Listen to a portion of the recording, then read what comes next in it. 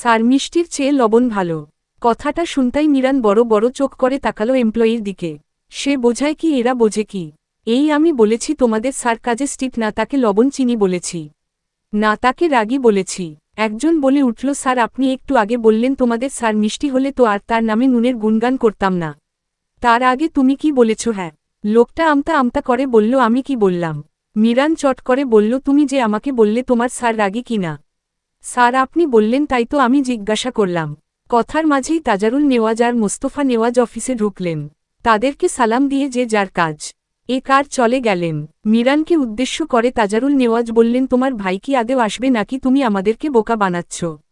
বড় বাবা ভাইয়া এক্ষুনি চলে আসবে। সেই সকাল গড়িয়ে বিকেল হলো তাও তোমাদের এক্ষুনি শেষ হচ্ছে না। মোস্তফা নেওয়াজ বললেন, ভাই তুমি এই গাধার কথা বিশ্বাস না করে নিজেই ফোন করতে পারো। তাজারুল নেওয়াজ বললেন, সে আমার ফোন ধরলে তো ফোন সুইচড অফ বলছে। মিরান চট করে বলল, বাবা তুমি আমাকে গাধা বলতে পারলে? পারলাম, আর কেন বলতে পারবো না? আমি তো আর সত্য কথা বলতে ভয় পাই না। তাজারুল নেওয়াজকে উদ্দেশ্য করে বলল, বড় বাবা তুমি আমার কথা বিশ্বাস করো না? সারাদিন ভণ্ডামি করলে কি করে বিশ্বাস করব? বলেই তিনি তার এ কার বিনের দিকে গেলেন। এই বাবা ছেলে সারাদিন এমন করতেই থাকবে। বাড়িতে অফিসে ঠিক নেই, কেউ একটু সুযোগ পেলে কাউকেই ছাড়তে রাজি নয়। যদিও বাড়ি বা অফিস জীবন্ত এদের জন্যই। তাজারুল নেওয়াজ ভেবেছিলেন আজকে হয়তো তার এ কার খায় ইতি ঘটবে। কিন্তু এখন মনে হচ্ছে যেই ছেলে 9 বছরের জন্য বিদেশ যেতে চায়নি সে ওখানে গিয়ে আবার যখন ইচ্ছা করে আরও 1 বছর সেখানে থেকছে। তাকে হঠাৎ এভাবে আশা করা ঠিক না। ভাগ্যিস তার স্ত্রীকে জানায়নি। আকার নানোর পরে না আসলে নিশ্চিত বলতো, তুমি নিশ্চয় ও আসতে নিষেধ করেছে। বলেছ আরও সময় থেকে যেতে ওখানে। সাথে বাড়ির সকলে ফ্রি। কি মুসিবত! সবাই এখন কিছু হলেই তাকে দোষ দেয়। মিরান বড় বাবাকে চলে যেতে দেখে বলল, বাবা তুমি ও আমাকে বিশ্বাস করো না? আগে করতাম, এখন করি না। যেই ছেলে বুড়ো হয়েও ভণ্ডামি ছাড়তে পারে না তার কথা বিশ্বাস করার কোনো কারণ আমি খুঁজে পাই না। তাই বিশ্বাসও করি না। বাবা বনুও কিন্তু ভণ্ডামি করে। শুধু আমাকে কেন বলো? আর বনু কিছু বললে এক কথায় বিশ্বাসও করো? কেন কেন এই বৈষম্য? সে ছোট মেয়ে, সে ভণ্ডামি করতেই পারে। মিরান নাটকীয়ভাবে বলল, হায় আল্লাহ মানবতা আজ কোথায়? কে যেন বলেছিল মেয়েদের নাকি এ কার লেদের মতো সমান অধিকার দেওয়া হয় না। আবার কে যেন বলেছিল ছেলেদের অধিকার মেয়েদের থেকে বেশি। আজ আমি বলছি মেয়েদের সবচেয়ে বেশি অধিকার দেওয়া হয়। মেয়েরা ভণ্ডামি করলে ছোট মানুষ, আর আমরা ছেলেরা ভণ্ডামি করলে বুড়ো মানুষের ভ্রমরতি। তুমি এখনো ছোট না মিরান, বয়স হয়েছে এখন নিজের কাজে মনোযোগ দাও। আর কতদিন কাজবাজ না করে ঘুরবে? মিরান সব কথা এড়িয়ে বলল, হুমম, তাও ঠিক বয়স বেড়েছে তোমার, আমি কি করে এখনো ছোট থাকব? বুড়ো তো হবই। মোস্তফা নেওয়াজ আহম্বক বনে গেল। এই ছেলে পাগল হলো নাকি? সে বলল ছেলে বুড়ো হওয়ার কথা আর তার ছেলে বলে গেল তার বয়স বাড়ার কথা। ভাবতেই চট করে মস্তিষ্কে লাগলো, মানে সে বুড়ো হয়েছে, তার বয়স বেড়েছে জন্যই তার ছেলেরও বয়স বাড়ছে। মানে ঘুরে ফিরে জায়গার বাস জায়গাতে এসেছে। সে কেন ভুল করে বারবার বাস খাওয়াতে গিয়ে নিজে খেয়ে বসে থাকে? মোস্তফা নেওয়াজ বললেন, এই তুই আমাকে ইনডাইরেক্টলি বুড়ো বললি। না তোমাকে কেন বলবো? তো কাকে বললি? আমার বাবা থাকতে তোমাকে বুড়ো বলতে যাব কোন দুঃখে? আমার বাবা আছে একটা। মোস্তফা নেওয়াজ, আমি আমার বাবাকে ডাইরেক্টলি বুড়ো বলেছি। আপনি শুধু শুধু চেতে যাচ্ছেন কেন? বলেই মিরান অফিস থেকে বাইরে হাঁটা ধরল। এই জীবনে একটুও শান্তি নেই। একে তো তার কথা কেউ এখন সিরিয়াসলি নেয় না, সবসময় ভণ্ডামি করে সবাইকে বোকা বানানোর জন্য। আজ সত্য কথা বলল তাও বিশ্বাস করছে না। তারপর আবার বিশ্বাস করবেই কিভাবে? যে বলল আসবে সেও ঠিক সময়ে আসলো না। আজ সে সময়মতো আসলে তাও তো সবাইকে বোঝাতে পারত সে সবসময় ভণ্ডামি করে না। উল্টো ফিরে হাঁটতে গিয়ে সে কিছু একটার সাথে ধাক্কা খেল। তাকানোর রে দেখল সামনে কিছু নাই। হচ্ছেটা কি? তাইলে কি কোনো পেতনির সঙ্গে ধাক্কা খেল নাকি? নিচে তাকাতেই দেখল একটা মেয়ে বসে কি কাগজপত্র গুছাচ্ছে। মিরান মেয়েটার উদ্দেশ্য বলল, এই যে মিস না মিসেস ধাক্কাধাক্কি, দেখে চলতে পারেন না? মেয়েটা আশ্চর্য বনে গেল, এই ছেলে পাগল নাকি? সেই তো উল্টো এসে ধাক্কা দিল, এখন আবার বলছে মিস না মিসেস ধাক্কাধাক্কি। অপমানটুকু গিলে বলল, আমার নাম অনন্যা শেখ। তোমার নাম জেনে আমি কি করব? ধাক্কাধাক্কি বলছেন সেই জন্য বললাম। তো ধাক্কাধাক্কি করবা আর তা বললেই দোষ? বাড়িতে জানিয়ে দিন আপনার মাথার রগ কেটে গেছে। রাস্তাঘাটে উল্টো পাল্টা বকছেন। বলেই মেয়েটা চলে গেল। প্রায় সন্ধ্যা গড়িয়ে রাত নামার প্রহর হচ্ছে। চারিদিকে থাকা ব্যস্ত শহর আগের থেকে ব্যস্ততা কমিয়েছে। 9 বছর পর যার আসার কথা ছিল কিন্তু আরও 1 বছর বেশি থেকেছে সে বাড়ির বাইরে দাঁড়িয়ে আছে। হাজার অনুভূতি নিয়ে ব্যস্ত সে আসত। এ কার ধীরে বাড়ির চৌকাঠে পা রাখল সেই তুরজান নেওয়াজ, যে তার ছোট্ট প্রাণ এখানে রেখে গেছিল। আজ নিশ্চয়ই সে পরিপূর্ণ কিশোরী। ভাবনার মাঝেই কেউ দৌড়ে সামনে আসল। তুবা সেই ছোট্ট বোনও আজ কিশোরী। সামনে এসেই কান্না করে দিল। তুরজান আজ কান্না থামাল না। তুবা কান্না করতে করতেই সবাইকে ডাকল। কিছু মুহূর্তে ড্রয়িং রুম ভর্তি হল বাড়ির সদস্যে। তানিয়া নেওয়াজ যেন বিশ্বাস করতে পারছে না, তার অপেক্ষার প্রহর শেষ। হঠাৎ প্রাণ প্রিয় ছেলেকে দেখে আবেগ ঠেকাতে পারলেন না। নোনাজল গড়িয়ে গেল চোখের কর্নিশ বেয়ে। রেহেনা নেওয়াজ আর রাহেলা নেওয়াজও যেন বিস্ময়হা। সত্যিই তুরজান দেশে। তানিয়া নেওয়াজকে কান্না করতে দেখে তুরজান এগিয়ে গেল। বলল, তুমি চাও আমি আবার চলে যাই? হঠাৎ তানিয়া নেওয়াজের মনে ধক করে উঠল। সে ছেলেকে কাছে পাওয়ার জন্য কত প্রার্থনা করেছে, আর ছেলে বলছে চলে যাবে। কান্না করার কারণে কিছু বলতে পারল না। তুরজান বলল, কান্না থামাও, আমি চলে এসেছি আর যাব না। কেন বাবা ছেলে মিলে মাকে এত কষ্ট দিচ্ছিস? তুই যেতে চাইলেও আমি আর যেতে দেব না। আমি আর অপেক্ষার প্রহর গুনতে চাই না। তোমাকে বললাম তো আর যাব না। কান্না থামাও বলেই ছোট মুর দিকে তাকিয়ে বলল, ছোট আম্মু আম্মুকে থামাও, নয়তো আমি কিন্তু এখানে থাকব না, আবার চলে যাব। সবাই কথায় ব্যস্ত থাকায় এতক্ষণে পিছনে কেউ খেয়াল না করলেও তুবা খেয়াল করল দুইটা মেয়ে আর একটা ছেলে দাঁড়িয়ে। তুবা গ্রনির কাছে গিয়ে ফিসফিসিয়ে বলল, গ্রনি এরা বডিগার্ড নাকি? গ্রনি তুবার পিঠে থাপ্পড় দিয়ে আসতে বলল, থাকিস তো দুইটা ভণ্ডর সাথে, তুই ও ভণ্ডামি শুরু করলি। বলেই তুরজানের উদ্দেশ্যে বলল, দাদাভাই কি আমাকে ভুলে গেছে? না, তোমাকে ভুললে চলবে। মনে তো হচ্ছে ভুলে গেছে, আসার পরে কথাই বলল না। বুঝি বুড়ো বয়সে কেউই দাম দেয় না। তোমাকে ভুলার সাধ্য আছে নাকি? কথোপকথন করে গ্রনি জিজ্ঞেস করল, পিছনের তিনজন কে? তুরজান স্বাভাবিক ন্যায় পরিচয় করিয়ে দিল। দুইজনকে দেখিয়ে বলল, Alisha and Anil my friend. আর আরেকটা মেয়ে দেখিয়ে বলল, এন্ড ও আধমেলা অনিলের কাজিন। সবাই বিডিতে ঘুরতে এসেছে। আলিশা আর অনিল ভালোভাবে অনুস্বর না বলতে পারলেও যেটুকু বাংলা বলল যথেষ্ট পরিষ্কার ভাষায়। তুরজানের পরিবারের সবার সাথে পরিচিত হল, কিন্তু বিপত্তি বাঁধল আধমেলাকে নিয়ে। বাংলার কিছুই সে ওটা ভালোভাবে বলতে পারল না। খুব সংকীর্ণভাবে বলল, আমি আধমেলা। এটুকু বাদে আর কিছুই বলতে পারল না। আমতা আমতা করতে লাগল। আধমেলার কথা শুনে সবাই হেসে ফেলল। তুবা বলল, আপু আপনি ইংলিশে কথা বলুন। তুবার সাথে অনিলও বলল, হ্যাঁ তুই বরং ইংলিশে কথা বল। এসব ভাষা তো জন্য না। তোর কথা শুনলে বাঙালি জাতি বলবে সেদিন তারা রক্ত ঝরিয়ে ভাষা আন্দোলন করছিল তোর ভাষা শোনার জন্য না। নিশ্চয়ই ইংরেজরা তোকে আবার বাংলাদেশে পাঠিয়েছে বাংলা ভাষাকে হেনস্থা করতে। এত আনন্দ এত কৌতূহল, কিন্তু এর মাঝেও কারোর চোখ দুটো কিছু একটা খুঁজতে ব্যস্ত। হুমম তুরজানের চোখ রোজাকে ভীষণভাবে খুঁজছে। রোজা কি এখনও শোনেনি তুরজান দেশে ফিরেছে, নাকি অভিমানের ঝুড়ি নিয়ে বসে আছে রুমে? মহারানীর তো আবার অভিমা একটু বেশিই। তুরজান আবারও একবার পুরো বাড়ি স্কান করে নিল। না, নেই। যাকে খুঁজছে সে আশেপাশে নেই। তবে কি সে ভাবনার মাঝেই কেউ একজন দৌতলা থেকে বলল, গ্রনিকে গো এসেছে আমাদের বাড়িতে। কোন ইংরেজ আমাদের ভাষাকে এমন আহত নিহত করছে? দৌতলার রেলিংয়ে দাঁড়িয়ে ছিল মিরান, মুখে চিরচেনা দুষ্টু হাসি, আর পাশে দাঁড়িয়ে 5 বছরের একটা ছেলে।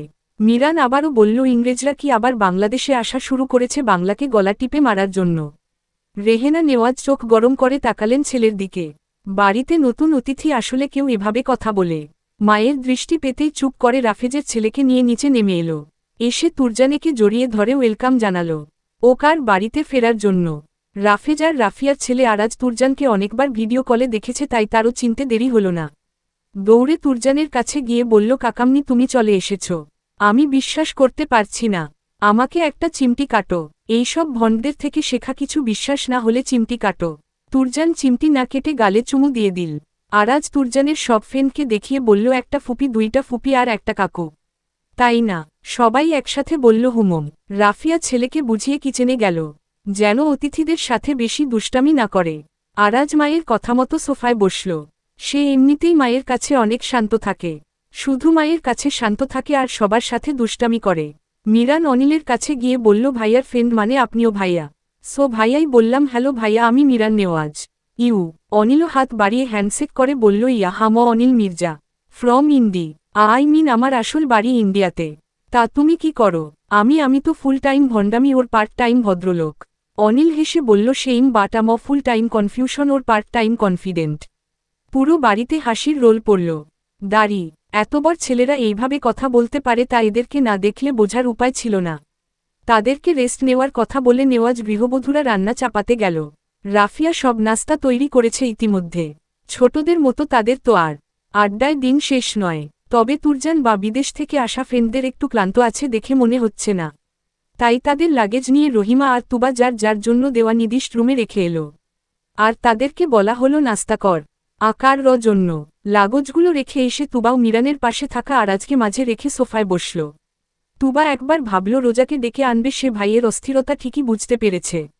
কিন্তু রোজাকে ডেকে আনলে এই জোরপূর্বক হাসিও আর থাক বে না, তাই রোজাকে ডাকল না। মিরানের কানে ফিসফিসিয়ে বলল রোজাকে ডাকব না, থাক, ভাইয়া এখনও বলেনি, আর তাছাড়া বড় বাবা আর আব্বু আসা পর্যন্ত ঘটনা এড়িয়ে যাওয়াই ভালো।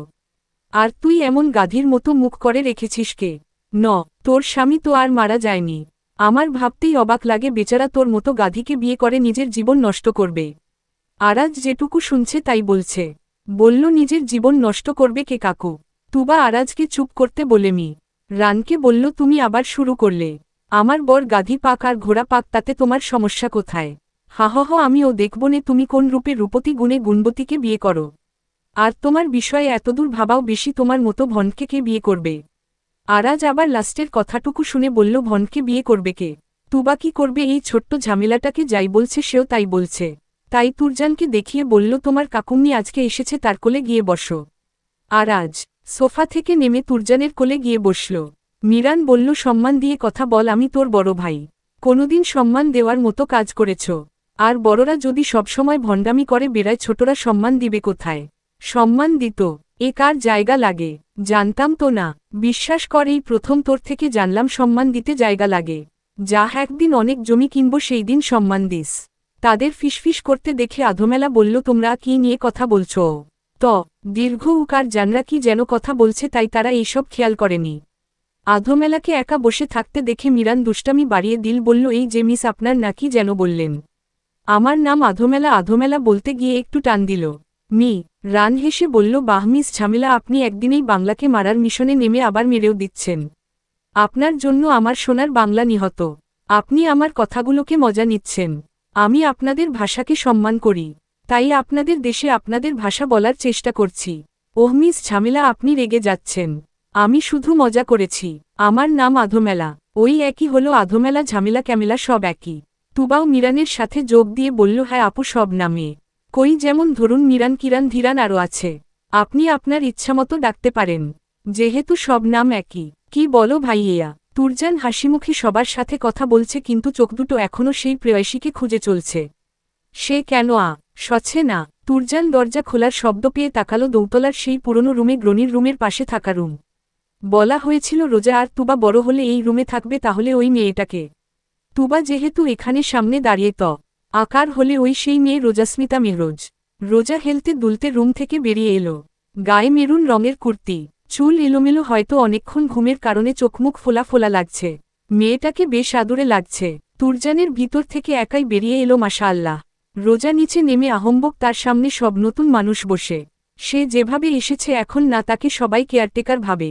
একদিন হয়েছিল তাই রোজার এমন অগোছালো অবস্থা দেখে একজন ডেলিভারি বয় বলেছিল একটু রোজা মোমকে ডেকে দিবেন, তার নামে পার্সেল আছে। রোজা বলেছিল সেই রোজা, কিন্তু লোকটা তাকে বলল আপনি এত অলস, তাও নেওয়াজ পরিবার আপনাকে তাদের কেয়ারটেকার হিসেবে রেখেছে।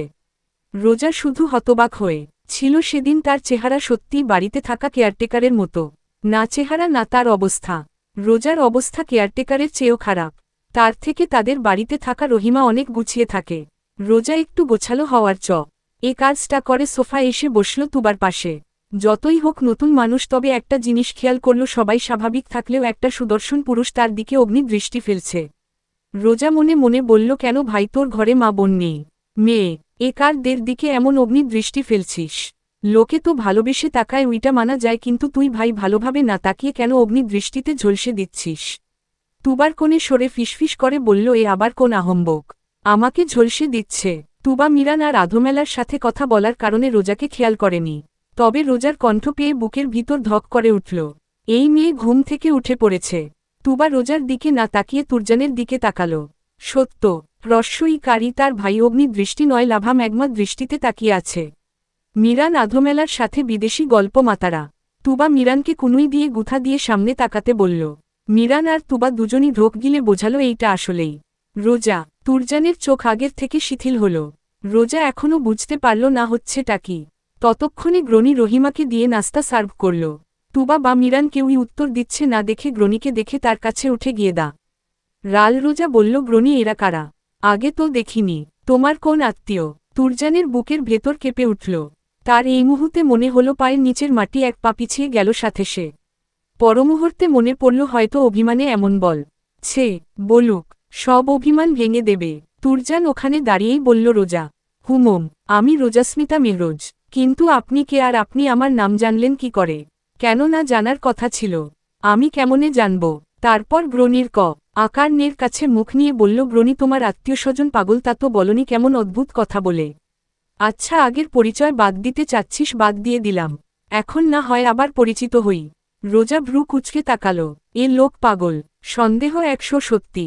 একে তো যাকে চেনে না সে বলছে তার সাথে পুরনো পরিচয় বাদ। আবার প্রথম সাক্ষাতে তুই তুকারি করছে। কিছু বলতে যাবে তার আগেই রাফিয়া এসে বলল, রোজা এইটা তুরজান ভাইয়া। ওহ, আপনি তুরজান ভাই বিদে থেকে এসেছেন? আসলে আমি চিনতে পারিনি। হয়তো আমি আপনাকে যখন দেখেছি অনেক ছোট ছিলাম, তাই চিনতে ভুল হয়েছে। তুরজান ধীরে বলল, হ্যাঁ, বিদেশ থেকে এসেছি। তারপর গ্রনির দিকে তাকিয়ে বলল, গ্রনি কিছু একটা গোলমেলে লাগছে। ততক্ষণে তাজারুল নেওয়াজ আর মোস্তফা নেওয়াজ বাড়িতে আসলেন। এসেই এমন একটা কথা শুনবেন তা আশা করেননি। এখন কি হবে? তুরজান তার ভরসায় রোজাকে রেখেছিল, কিন্তু রোজার তো আগের কিছুই মনে নেই। তাজারুল আজ মোস্তফা নেওয়াজের দিকে তাকাতেই দেখলেন তিনিও তার দিকে তাকিয়ে আছে। কি করবে দুই ভাই? এ ছেলের রাগ সম্পর্কে তারা অবগত। এখন যদি বলে সে এই বাড়িতে থাকবে না। দুই ভাই আমতা আমতা করে বাড়িতে ঢুকল। তুরজানের দিকে তাকিয়ে বলল, কেমন আছো তুরজান? এতক্ষণ মনে হয় ভালো ছিলাম, তবে এখন থাকতে পারছি না। কিছু লুকাচ্ছেন আমার থেকে? আমি মাত্র বাড়িতে ফিরলাম, তোমার থেকে কি লুকাবো? তুরজান রোজার দিকে আবার ও অগ্নি দৃষ্টি ফেলে তাকিয়ে বলল, রোজা রুমে যা। আকস্মিক কথায় রোজা কিছু বুঝতে পারল না, দাঁড়িয়ে রইল। তুরজান রোজার দিকে এবার না তাকিয়েই বলল, রুমে যেতে বলেছি না। রোজা দ্রুত পায়ে আরাজকে নিয়ে রুমে ছুটল। কি রে বাবা, এই লোক এসেই এমন বিহেভ করছে যেন রোজা তার বউ, আর সে যা বলছে তাই করতে হবে। ফালতু লোক একটা। রোজা রুমে যেতেই তাজারুল নেওয়াজ বললেন, ওকে ধমকালে কেন? আমার বউ, আমি ধমকাই আর যাই করি তোমার কি? এসব কথা বলে ভেবেছ আসল কথা চেপ? এ কার যাবে? এবার সব বলো ফার্স্ট টু লাস্ট, একটা কথাও যেন বাদ না পড়ে। মোস্তফা নেওয়াজ বললেন, দেখ তুরজান, বাবার সাথে কেউ এমন কথা বলে তাহলে উনি বাবা হয়ে সব চেপে গেলেন কিভাবে? কি হয়েছিল আমি তাই শুনতে চাই, এর বাইরে একটা কথাও না। বলেই ডাইনিং থেকে একটা চেয়ার তুলে আছড়ে ফেলল। তানিয়া নেওয়াজ নীরবে চোখের পানি ফেলছেন। তিনি বারবার বলেছেন যেন তুরজানকে সব জানিয়ে দেয়, কিন্তু কে শোনে কার কথা? এখন তার ছেলে কি করবে? তার কোনো হদিস নেই। তাজারুল নেওয়াজ এমনিতে রাগী হলেও যেহেতু ভুল করেছে তাই আজ রাখতেও পারলেন না। এখন তার মনে হচ্ছে সত্যিই তুরজানকে সেই সময় জানানো উচিত ছিল। তাজারুল নেওয়াজকে চুপ থাকতে দেখে তুরজান গর্জে উঠল, আজকে বলবে নাকি এই বাড়িতে আমার শেষ দিন দেখবে? তাজারুল নেওয়াজ বাধ্য হয়ে সব বলতে শুরু করলেন, যেখানে দেখা গেল তুরজানের না বলে যাওয়াটাই বেশি ইফেক্ট ফেলেছে রোজার উপর। তুরজান ধপ করে বসে পড়ল সোফায়। অনিল আর আলিশা এসব শুনে হতবাক। তারা নিজেরাই এই ঘটনা শুনে কষ্ট পাচ্ছে, সেখানে তুরজান কি করে চুপ থাকবে? মিরান এগোতে গেলে তুরজান হাতের ইশারায় থামিয়ে দিল। তাজারুল নেওয়াজকে উদ্দেশ্য করে বলল, আজ থেকে কে আর কথা দিবেন না নেওয়াজ সাহেব। জানেন তো আপনার কথার ভরসায় রেখে গিয়েছিলাম, আর আপনি সেই কথা রাখতে পারলেন না। তাহলে ধরে নেওয়া যায় আজ থেকে নেওয়াজ বংশ ও মিথ্যা বলে বেইমানি করে। বলেই বাড়ি থেকে বেরিয়ে তে পা বাড়াল। তানিয়া নেওয়াজ এবার জোরে কেঁদে উঠলেন, তবে এই কান্নাও আজ তুরজানকে থামাতে ব্যর্থ। দৌড়ে স্বামীর পাশে দাঁড়িয়ে বলল, আজ যদি আমার ছেলে এই বাড়ির চৌকাঠের বাইরে পা রাখে মনে রেখে আমিও বাড়ি ছেড়ে চলে যাব। তাজারুল নেওয়াজ কি করবেন বুঝতে পারল না। মোস্তফা নেওয়াজের দিকে তাকাল। তিনি বুঝতে পারল তাকেই কিছু করতে হবে। তিনি বলল, আমরা না হয় মিথ্যা বললাম, আমাদের সৎ সাহস নেই। তুমি 10 বছরের মেয়েকে সহজে পেয়েছিলে, তো তোমার এখন এত সৎ সাহস আমার মেয়েকে তোমার দিকে ঘুরিয়ে দেখাও? এই সময় এই কথা অহেতুক ছাড়া কিছুই না। তবে তুরজান থেমে গেল, ঘুরে তাকালো কাকামনির দিকে। মোস্তফা নেওয়াজ বুঝলেন অহেতুক কথা হলেও এখন ঠিক জায়গাজ নুক্তা লেগেছে। দুর্বলতা বুঝে আবার বলল, হেরে বাড়ি ছেড়ে যাচ্ছ, সৎসাহস থাকলে বাড়িতে থেকে আমার মেয়েকে তোমার পিছনে ঘুরিয়ে দেখাও। চ্যালেঞ্জ করছো? তোমার মনে হলে তাই। আপনি হেরে গেলে আমি কি পাব? ভয় দেখাচ্ছ। সে এখন ছোট রোজা নয় যে তোমার এক কথাই গলে যাবে। তুরজান ফিরে এলো মোস্তফা নেওয়াজকে ডিঙিয়ে তাজারুল নেওয়াজের সামনে দাঁড়িয়ে বলল, ভাগ্যিস আপনার ভাই চ্যালেঞ্জ দিল, নয়তো আমি ফিরতাম না। তা আপনি ভালো করেই আকার নেন। আর আমি ফিরেছি মানে হার আপনাদের নিশ্চিত। ভয় দেখাচ্ছ। আপনাদের যা মনে হয়। মোস্তফা নেওয়াজের দিকে তাকিয়ে বলল, তবে রেডি থাকুন, খুব শীঘ্রই আপনাকে আমার শ্বশুর বানাবো। মেয়ে যখন আপনার হয়ে গেছে আপনাকে এখন থেকে শ্বশুর বলেই ডাকব। তারপর তানিয়া নেওয়াজকে অনিল, আলিশা আর আধমেলাকে খাবার দিতে বলল। আর তাকে যেন কালকের আগে কেউ ডিস্টার্ব না করে বলেই নিজের রুমে হাঁটা ধরল। তানিয়া নেওয়াজ চুপ থেকে চোখে জল ধরে রাখল। আকার ছেলে বাড়ি থেকে বেরিয়ে যায়নি। তাই আপাতত মোস্তফা নেওয়াজকে একটা ধন্যবাদ দিতে ভুলল না কেউ। তুরজান যেতেই মিরান বলল, হুমম সবসময় আমাকে বলো ভণ্ডামি করে বেড়াই। আজ বাবাকে দিয়ে এ কথা না বলালে ভাইয়া এতক্ষণ বাড়ির বাইরে থাকত। সবাই মিরানের দিকে তাকালো। তাই তো সবাই বলি, তোর বাবার মুখ থেকে তোর কথা কেমনে বের হলো। আবার কান্নার মাঝে একবার হালকা হাসির রোল পড়ল। তুরজান রোজার ঘর পেরোবে এমন সময় দেখা মিলল রোজার। দাড়ি দরজা খুলে আরাজকে নিয়ে বেরিয়ে আসছে। তুরজানকে থেমে যেতে দেখে রোজাও থেমে গেল। তুরজানের চোখ দুটো লাল হয়ে আছে। তুরজান এক দৃষ্টিতে তাকিয়ে সরি বলে নিজের রুমে চলে গেল। রোজা ভাবল হয়তো তখনকার জন্য সরি বলল। ও কার, কিন্তু সে বুঝতে পারল না তুরজান তাকে ঠিক 10 বছর আগে না বলে যাওয়ার জন্য সরি বলল। রাত গভীর। তুরজান নিজের ঘরে বসে আছে। ড্রয়ার খুলে বের করল ছোট্ট একটা রঙিন ফিতা। 9 বছর আগে ছোট্ট রোজা তার ব্যাগে ঢুকিয়ে। এ কার দিয়েছিল? তুরজান ফিসফিস করে বলল, তুই কি সত্যিই আমাকে ভুলে গেলি রোজা? তবে যে বললি তুই প্রমিস ভাঙিস না।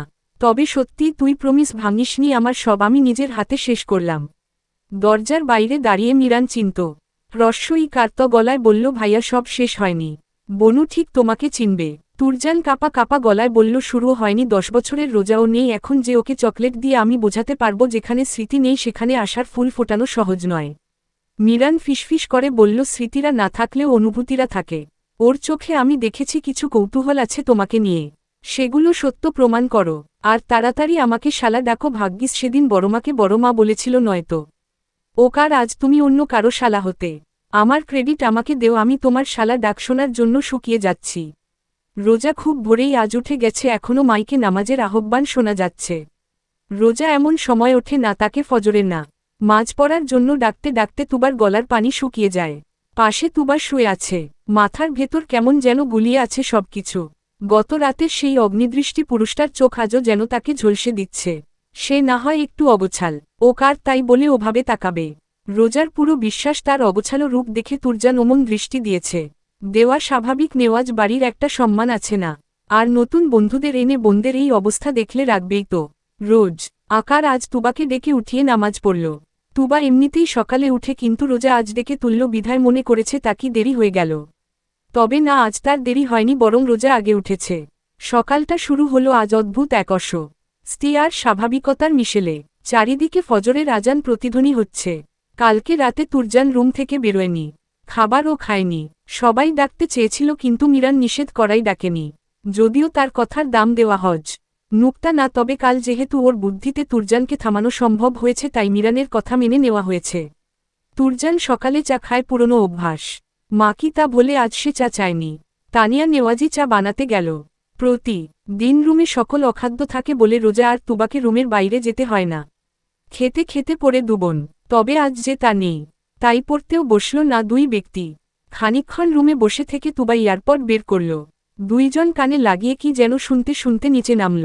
দুবন রওনা দিল কিচেনের উদ্দেশ্যে। এখন দুজনে চুপচাপ গিয়ে পোটেটো কুকিজ নিয়ে খেয়ে পড়ে নাস্তার সময় বলবে খিদে নেই। নয়তো ওই নাস্তায় থাকা ডিম সেদ্ধ, জুস ইত্যাদি পুষ্টিকর খাবার কি প্রতিদিন খাওয়া যায়? যদিও রোজার রাতের কাজ হলো নিজের রুমে এইসব খাদ্য রাতেই নিয়ে রেখে দেওয়া। তবে কালকে খাবার খেয়ে রুমে চলে গেছে। হয়তো নেওয়া হয়নি তাই সকালে উঠে পড়েছে এসব খাওয়ার জন্য। কিচেনে কতেই দেখে তানিয়া নেওয়াজ চুপচাপ দাঁড়িয়ে চা বানাচ্ছেন। রোজা তুবার কানের কাছে মুখ নিয়ে বলল, বড় আম্মু এত তাড়াতাড়ি উঠেছে কেন? আম্মুরা প্রতিদিন এই সময়েই ওঠে, তুই ঘুমিয়ে থাকিস তাই জানিস না? কোনোদিন ফজর এ কার সময় উঠেছিস? নামাজ তো পড়িস প্রায় সকালে। রোজা হালকা স্বরে বলল, আমি কিন্তু তোকে আজকে জাগিয়ে তুলেছি। যদিও তুই এই ক্রেডিট আমায় দিবি না জানি। একটু থেমে আবার বলল, তুই বড় আম্মুর সাথে কথা বল, আমি নিয়ে আসছি। আমি আজকে খাবো না, তুই তোর টা নিয়ে আয়। কেন খাবি না? তোর কি আবার গোলুমলু টেডিবিয়ার হওয়ার শখ জেগেছে মনে? না, ভাইয়া অনেক দিন পর এসেছে তাই একসাথে ব্রেকফাস্ট করব। ওহ ভালো, তোর ভাই এসেছে, তুই না খ। এ কার এ থাক, আমি ভাই কারোর জন্য না খেয়ে থাকতে পারবো না। আর ওসব পুষ্টি খেতে পারবো না। তুবা ইয়ারপড খুলে দুটোই রোজার কানে দিয়ে রুমে গেল। আজ সে কতদিন পর ভাইয়ের সাথে বসে খাবে। এটা কি মিস করা যায়? উহু, এটা রস্যই কার স করা যাবে না। তুবা যেতেই রোজা তানিয়া নেওয়াজকে বলল, বড় আম্মু আমি কিছু সাহায্য করব। তানিয়া তাকিয়ে মৃদু হাসলেন, কানের একটা ইয়ারপড খুলে বলল, রাতে রুমে কিছু নেওয়া হয়নি তাই তো? এই যা বুঝে ফেলল। ভাগ আজ সহায় হচ্ছে না। একজন খাবে না বলল, আরেকজন বুঝে ফেলল। রোজা হেসে বলল, বুঝেই যখন ফেলেছ তখন আর কি, যাই এক প্যাকেট চিপস আর কুকিজ খেয়ে আসি। তানিয়া নেওয়াজ বললেন, আজ যেহেতু ভাগ্য সহায় হচ্ছে না তো পুষ্টি খেতে হবে। রোজা সকালের ব্রেকফাস্টকে পুষ্টি বলেই বেশি ডাকে, তাই তাকে খেপাতেও এই শব্দটা বেশি বলে বাড়ির লোকজন। রোজা ইয়ারপড তানিয়া নেওয়াজের থেকে নিয়ে কানে লাগিয়ে নিল। সে কি আর কথা শোনার বান্দা, সেই ঠিকই তার খাদ্য নিয়ে খেতে শুরু করল। ঠিক তখনই পেছনে থেকে গম্ভীর গলা ভেসে এলো, চাই চিনি কম দিও আম্মু। হ্যাঁ আমার মনে আছে, সেই পুরনো অভ্যাস এখনো আছে। তোরা সবাই ডাইনিংয়ে বসচা কফি সব করে দিচ্ছি। রোজা মানুষ দেখে কান থেকে ইয়ারপডগুলো খুলে ফেলল। বাইরের মানুষ একটু সম্মান দেওয়া উচিত। পিছন থেকে অনিল, আলিশা আর আধমেলাও বলল, আন্টি আমরাও আজ চা খাবো, বিড়িতে এসেছি, বিড়ির কালচার না মানলে হয়। আর আমাদের চাইও চিনি কম। রোজা এতক্ষণ ও পিছনে তাকায়নি। মানুষের হালকা কথাবার্তা কানে যাচ্ছে, সে চিপস খেতে ব্যস্ত। পিছনে তাকাতেই দেখল তুরজান আর তার ফ্রেন্ডরা সব। দরজার পাশে হেলান দিয়ে দাঁড়িয়ে আছে তুরজান। চোখ দুটো আজ শান্তত, গভীর ধূসর সমুদ্রময়, যার চাহনি মারাত্মক সুন্দর। রোজা ভ্রু কুঁচকে ফেলল। এই লোকরা চা খায়, বিদেশিরা তো কফি খায়। যাক, বাংলাদেশের বিড়াল বিদেশি সাজতেন চায় না, সাথে বিদেশি বিড়াল বাংলাদেশি সাজতেন চায়। ওকার যা বড় আম্মুর কাছ থেকে একটু সরে সামনের দিকে এসে বলল, আপনাদের ডায়াবেটিস আছে? মিরান হুট করে কিচেনে ঢুকে বলল, না না ভাইয়া বা ভাইয়ার ফ্রেন্ডদের কারোর ডায়াবেটিস নেই। ভাইয়া চিনি কম খাবে তাই ওনারাও চিনি কম খাবে। তাছাড়া ভাইয়ার মিষ্টি সহ্য হয় না, লবণ বেশি পছন্দ। তাই না? তারপর তুরজানের কানের কাছে মুখ নিয়ে বলল, দুলাভাই। মিরানের শেষ কথা কেউ শোনেনি তাই অনিল হেসে যোগ দিল, ইন্ডিয়াতে আমরা বলি সুগার কম, অ্যাটিটিউড বেশি। আলিশা আর আধমেলা একসাথে হেসে উঠল। রোজা অবাক হয়ে তাকালো সবার দিকে। এই লোকটা এতক্ষণ গম্ভীর মুখে দাঁড়িয়েছিল, এখন সবাই তার সাথে মজা করছে। সে কিছুই বলছে না, যেন সে কালা কানে কিছুই শুনছে না। জান শান্তভাবে মিরানের কানের কাছে মুখ নিয়ে বলল, চিনি কম মানে মিষ্টি কম না। আর মিষ্টি তো সামনে দাঁড়িয়েই আছে তাই না শালা? মিরান কেসে উঠল। তাকেও বাস দেওয়ার মানুষ চলে এসেছে। রোজা সহ উপস্থিত কেউই কিছু বুঝল না। তানিয়া নেওয়াজ জিজ্ঞেস করলেন, কি হয়েছে? বড় আম্মু মিষ্টি। রোজা ভ্রু কুচকে বলল, মিষ্টি কোথায়? ভাইয়া তুমি মিষ্টি কোথায় পেলে? মিরান এবার বুঝেছে সে ভুল জায়গায় ভুল কথা বলেছে, তাই বুক চাপড়ে বল, আমি ফুলটাইম ভণ্ডামি, পার্ট টাইম মিষ্টি। তাই ভাইয়া বলছিল যে ভালো হয়ে যেতে। রেহেনা নেওয়াজ ততক্ষণে কিচেনে এসেছেন, সাথে রাফিয়াও উঠে এসেছে। রেহেনা নেওয়াজ বলল, তা ভালো হয়ে যেতে বলল, তুই কেসে উঠলি কেন? আসলে কি বলো তো আম্মু, ভাইয়া অনেক দিন বাইরে ছিল, তাও আমার ভণ্ডামির কথা জানে, তাই হঠাৎ শুনে গলায় আটকে গেছে। রাফিয়া বলল, হুমম ঠিকই তো, তোমরা ভাইয়াকে এমন ভাবে ধরেছে যেন ভণ্ডামিতে মিরান ভাইয়াই সেরাহহ। ভাবি এইটা প্রশংসা ছিল নাকি বদনাম? নেওয়াজ পরিবারের ছেলে সদস্যরাও নাস্তার টেবিলে হাজির হল। তুরজানের ঠোঁটেও হালকা হাসি ফুটল। এত বছর পর একসাথে নাস্তা করা। রোজা এক ঝলক তাকিয়ে আবার চোখ নামিয়ে ফেলল। ডাইনিং টেবিলে আরাজ ঘোষণা দিল, আজ আমি কাকাম্নির পাশে বসব। তুরজানকে চুপ থাকতে দেখে অনিল আরাজকে বলল, তুমি আমার পাশে বসো, আমি নিউ পিপল ফ্রেন্ডলি আর তোমাকে গল্প শুনিয়ে খাওয়াবো। সাথে তাজারুল নেওয়াজও বলল, রাজকে অনিলের কাছে বসতে। আরাজ উঠে গিয়ে অনিলের পাশে বসল। টেবিলে আর দুটো চেয়ার বাকি। তুরজান মোস্তফা নেওয়াজের দিকে তাকিয়ে হাসল, যার মানে তুরজান প্রথমে রাউন্ড জিতে গেছে, রোজা তার পাশে বসবে। তবে যার জন্য চেয়ার রাখা হলো সে বসল না, সে গিয়ে মোস্তফা নেওয়াজের পাশে বসল। মিরান পরে আসায় সে তুরজানের পাশে বসল। তুরজান কাঁটাচামচ থামিয়ে তাকালো রোজার দিকে, এই মেয়ে তাকে জিততে দেবে না। মোস্তফা নেওয়াজ কেসে উঠলেন। তুরজান তাকাতেই ইশারায় বোঝালো, মোস্তফা নেওয়াজের মেয়েকে পটানো এত সহজ না। প্রথম রাউন্ডে হেরে গেলে। তুরজান লাভার ন্যায় তাকিয়ে আছে রোজার দিকে, কিন্তু রোজা তাকানোর প্রয়োজন মনে করল না। মিরান তুরজানের আকার ছে ফিসফিসিয়ে বলল, ভাইয়া লাভা কমাও, গরম নাস্তা আরও গরম হচ্ছে, শেষে গরমে বাড়ি গলে যাবে। খাবারের মাঝে তাজারুল নেওয়াজ বলল, তুমি কি পারিবারিক ব্যবসায় থাকবে নাকি অন্য কিছু করবে?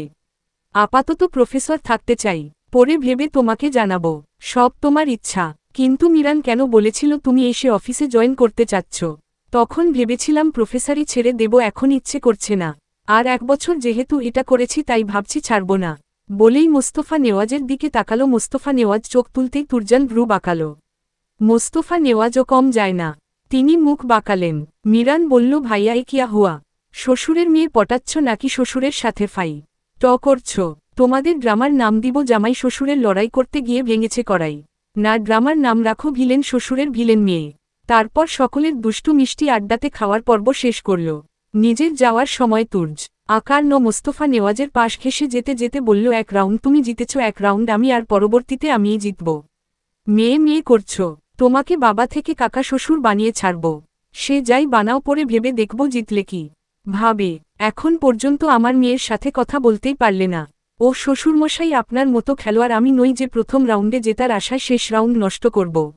আগে জিতি বানাই জিতি, শেষ রাউন্ডে তো আমিই জিতব। কনফিডেন্স ভালো জামাই, ওভার কনফিডেন্স ভালো না। সে পরে দেখা যাবে শ্বশুরমশাই। সারাদিনে সবাই ঘুরে ঘুরে বেড়াল, যেহেতু বিদেশ পার্টি এসেছে বিডি ঘুরতে। বিকেলে ফেরত এসে রোজাতুবা আধমেলা আলিশা সবাই বসে আড্ডা দিচ্ছে। আধম একার লার অর্ধ বাংলা আরও বেশি মাতিয়ে দিচ্ছে আড্ডা। আধমেলা বলল, আমার বিডিতে সানসেট দেখার অনেক ইচ্ছা। আলিশাও বলল, আমরা আজকে তাহলে সানসেট দেখব, কিভাবে সূর্য তার আলো কমিয়ে আধারে পরিণত করে পৃথিবীকে। যদিও পুরো পৃথিবী আধার হয় না, অর্ধেক পৃথিবীতে আলো থাকে। আধমেলা বলল, রোজা তুমি কি আধারে ভয় পাও? মিরান রুমে ঢুকল, তখন বলল, আমার বনু আধারে ভয় পায় না মিস ঝামেলা, আধার আমার বনুকে ভয় পায়। আধমেলা পিছনে তাকালো, বলল, আমি আধমেলা নট ঝামেলা। সবাই হেসে ফেলল। এই 2 জন নাম নিয়ে পড়ে থাকে। রোজা বলল, আরে থামো, আর আধারে ভয় পাওয়ার কি আছে? আমার না অনেক শখ, সামনে থেকে তাদের দেখব। আমার সামনে এসে আমার সাথে কথা বলবে। আল রস্যই কারসা বলল, এ আবার কেমন শখ? আমি এমন শখের কথা আগে শুনিনি। রোজা, তোমার সাহস আছে বলতে হয়, নয়তো কে এমন শখ মনে পুষে রাখে? তুবা বলল, আরে আপু, একটা শখের কথা শুনেই অবাক। আরও যে ভাবনাগুলো আছে শুনবেন। আরও কি ভাবনা? এই ওর সামনে মাটি দুভাগ হয়ে যাবে ঘুমের মাঝে, নাকি ফ্যান নিচে গায়ে পড়বে, বাড়িতে আগুন ধরলে ও কি আগে বের করবে, ইত্যাদি। যা ইতিহাসে লিখলে সেই ইতিহাস উপহাস হয়ে যাবে। রোজা বলল, আরে আপু, ওর কথা বাদ দাও। আকার ও আমরা আজ সানসেট দেখব, সাথে রাতে ছাদে ছোটখাটো পার্টি করব, আর যদি বলেন পার্টিতে তাদেরকে ডেকে নেচে প্রমাণ করব আমি ভূতে ভয় পাই না। মিরান হাসল, হেসে বলল, হয় বোন, আই বিশ্বাস করি তুই ভূত ভয় পাস না। আর আকার পাওয়া স্বাভাবিক, পেতনি ভূতে ভয় পায় না। আধমেলা মিরানকে উদ্দেশ্য করে বলল, আপনি বেশি বাজে বকেন। রোজা তো খুবই চুপচাপ হয় মিস, ভালো মানুষের দাম কেউ দেয় না। ও যদি চুপচাপ হয় তাহলে বেশি কথা বলা মানুষ দুনিয়ায় খুঁজে পাবেন না। ভাইয়া, তুমি আমায় ইনডাইরেক্টলি টকেটিভ বললে। না বোন, তোরে আমি ডাইরেক্টলি টকেটিভ বলছি। তুবাকে দেখিয়ে বলল, ওর স্বামী মারা গেছে নাকি? ওমন প্যাঁচার মতো মুখ কেন? তুবা বলল, না স্বামী রে নাই, আমার তো ভাবি মরছে। তাও ভাইয়ার পাগলামো স্বপ্নে দেখে। আলিশা বলল, তোমরা অনেক হ্যাপি, সবাই অনেক আনন্দে থাকো। তোমাদের মতো পরিবার সবার স্বপ্ন। পরিবার ভালো হোক বা না হোক, কথা ধৈর্য দিয়ে শুনে তার সাথে মিলিয়ে ভণ্ডামি করা ইটস ডিফারেন্ট। আলিশা বলল, তাহলে সব ঠিক আছে, আমরা আজ সানসেট দেখব। আধমেলা বলল, হ্যাঁ, আমরা সবাই আজ সানসেট দেখব। মিরান বলল, তোমরা সানসেট দেখো, আমি আজ বহু বছর পর লাভসেট দেখব। ইনশাআল্লাহ চলবে।